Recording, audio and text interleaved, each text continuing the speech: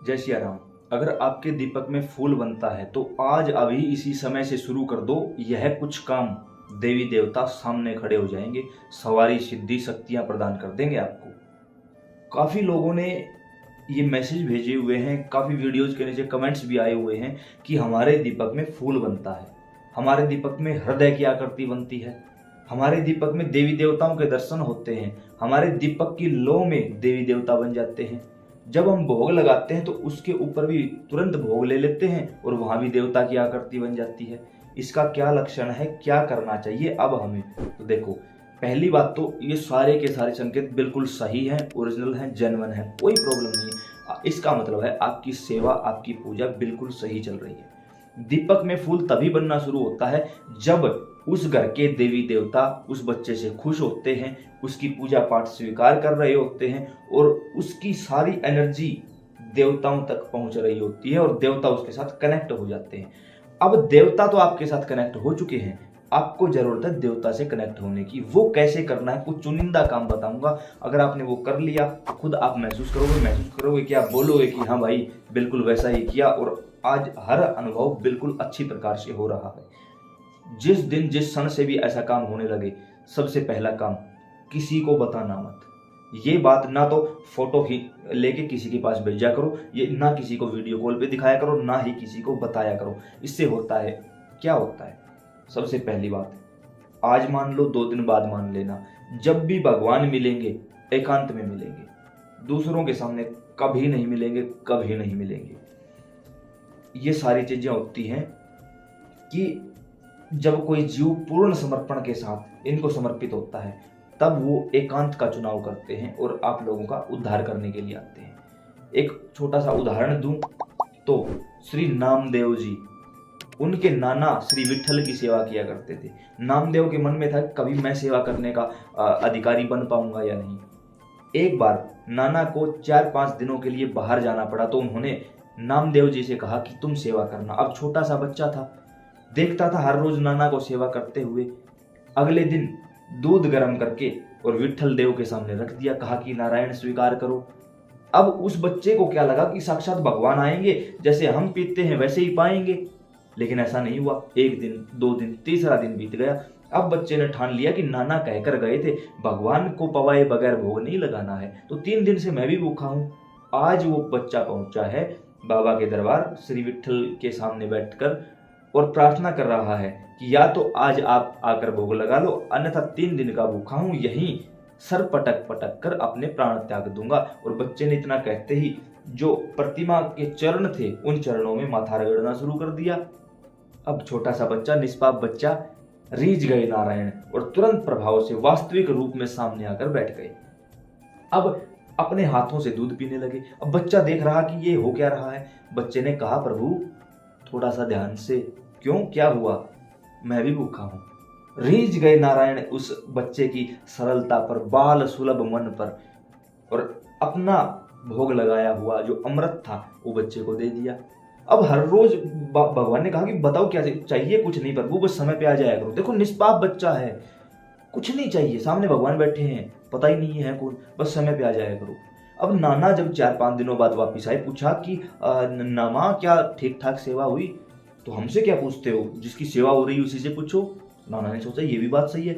मंदिर में आके देखते हैं आज मंदिर की आभा बदली हुई है, एक अद्भुत तेज है, ये क्या हुआ, कैसे भोग लगाते थे? अरे थोड़ी देर रुको, अब आने वाले हैं, बैठकर उनसे ही बात कर लेना। अब नाना अचंभित कि कई बच्चे ने कोई गड़बड़ की है, पता नहीं भगवान के नाम पर किसको पिला दिया, ये क्या हो रहा है, चलो आज देखते हैं।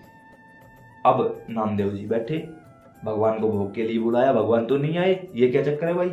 अब उसके पास तो वही हथियार था, श्री चरणों में रगड़ने लगे माथा। नारायण स्वयं प्रकट हो गए। जो उनके नाना थे देखते रह गए कि ये वस्तुतः हुआ क्या, ये क्या हो रहा है। आज तक मैं बूढ़ा हो चला हूं, मुझे कभी साक्षात्कार नहीं हुआ, लेकिन इस बच्चे को हुआ।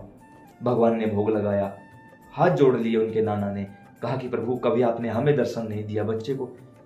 तो उन्होंने कहा कभी कभी लकड़ी के सहारे लोहा पार हो जाता है, ठीक है, लकड़ी के सहारे लोहा पार हो जाता है, लेकिन इस बच्चे को समझा देना हमें ऐसे नहीं बुलाया जाता, हमें तो सिर्फ भाव का भोग लगाया जाता है। और उस दिन के बाद भाव का भोग लगने लगा। तो इसी प्रकार जब कभी प्रत्यक्षीकरण होगा एकांत में होगा, किसी दूसरे के सामने कभी नहीं होगा।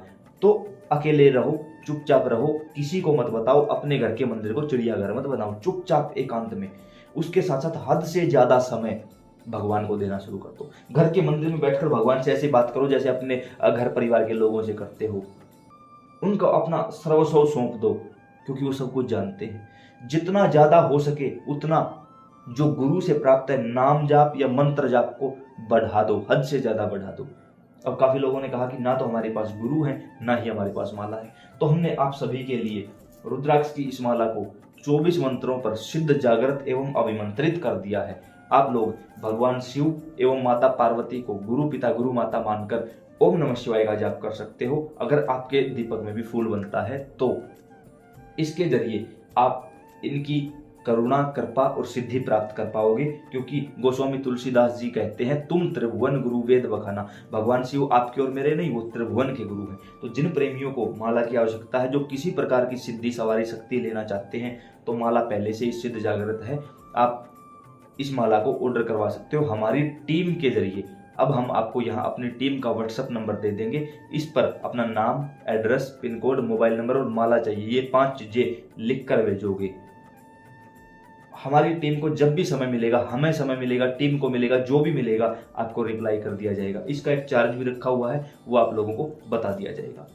उसके साथ साथ कोशिश ये करो कि आप ज्यादा से ज्यादा तन की सेवा करो। तन की सेवा कैसे?